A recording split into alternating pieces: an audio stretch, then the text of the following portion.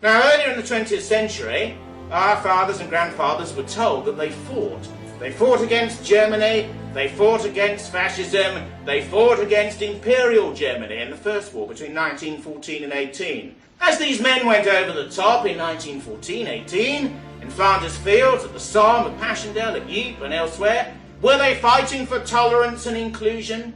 When men got out of their tanks and fried an egg on the side of it in the North African desert in the Second War, were they fighting for tolerance and inclusion?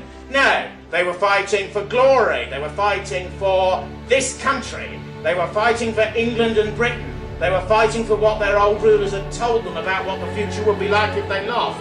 They were fighting for a degree of racial and ethnic pride that was unstated, because the whole English conspectus was you didn't really go on about that because it was accepted as a norm to begin with, and therefore you didn't need to illustrate it too much because it was a given before you even started.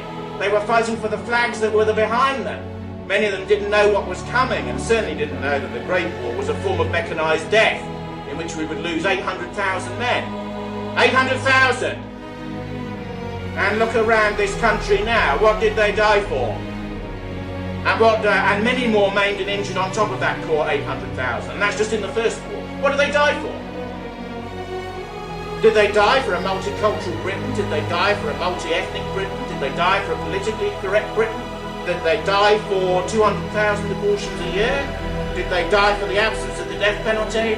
Did they die for liberal left censorship that denies the rights even of a private conversation up to a certain perspective? Did they die for all of these things? Or did they actually fight for something different?